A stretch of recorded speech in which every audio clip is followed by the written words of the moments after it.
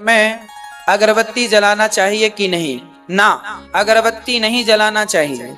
अगरबत्ती में बांस होता है और हमारे हिंदू धर्म में बांस नहीं जलाया जाता। बांस की पूजा होती है, बांस को वंश कहते हैं। हमारे यहाँ धूप बत्ती जलाने की परंपरा है, अगरबत्ती जलाने की नहीं। कहीं नहीं लिखा कि अगरबत्ती तो अभी लोगों ने अपनी उसके लिए, ताकि उनके हाथ, धूप बत्ती में क्या है, हाथ थोड़ा सा काले हो जाते थे, वो वाली धूप आती थी। अब तो धूप भी अच्छी आने लगी है ना, तो आप धूप बत्ती का प्रयोग करें। अगरबत्ती इसीलिए क्योंकि उसमें बांस होता है। और आप साइंटिफिक बात सुनिए, बांस के जलने से सबसे ज्यादा प्रदूषण होता है।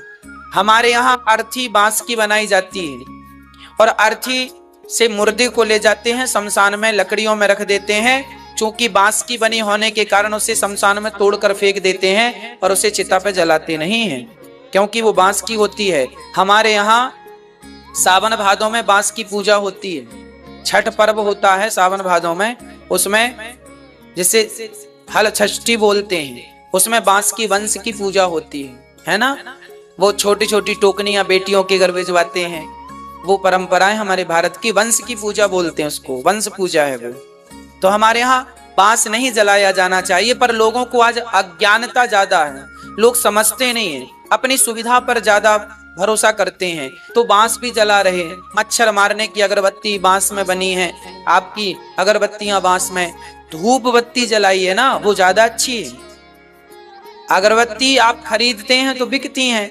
अगर अब लोग कहते हैं लकड़ी बचाओ, लकड़ी, अरे भाई तुम बांस तो, अगरबत्ती के कारण करोड़ों बांस तो कट रहे हैं।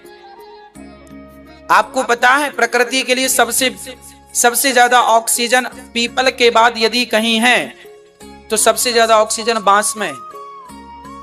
इसीलिए बांस लगाना चाहिए सबको।